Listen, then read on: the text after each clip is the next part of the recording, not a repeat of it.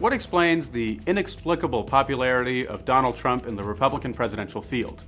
He's loud, he's brash, and he can't stay out of the headlines, often for the wrong reasons. Some people have suggested that to really understand the rise of Trump, we need to look at another unconventional politician here in Canada. That's former Toronto Mayor Rob Ford. Here's the evidence. They both come from money.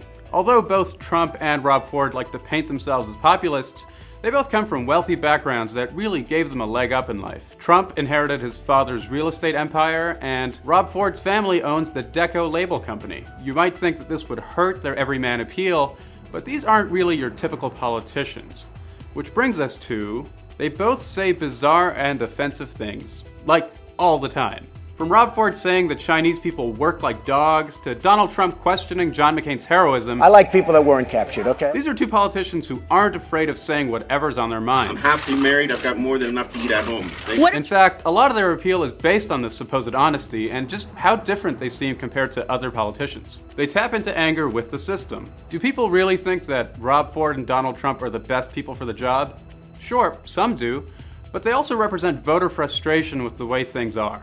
Rob Ford made his name on ending the gravy train and punishing Toronto's liberal elites. And although Trump is a gold-plated billionaire, he too has nothing but disdain for the establishment, including those within his own party. By supporting Ford or Trump, a lot of people are saying, well, we might not agree with everything he says, but if he gets people this angry, he must be doing something right. And that brings us to the last way in which they're very similar. The media can't get enough of them.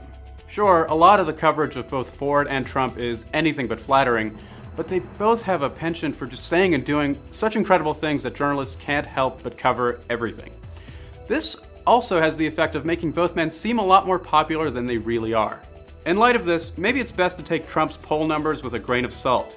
At this early stage in the Republican nomination fight, it really comes down to name recognition. And against an army of career politicians, the flamboyant billionaire and reality TV star has an advantage. But it probably won't last once the real contest begins.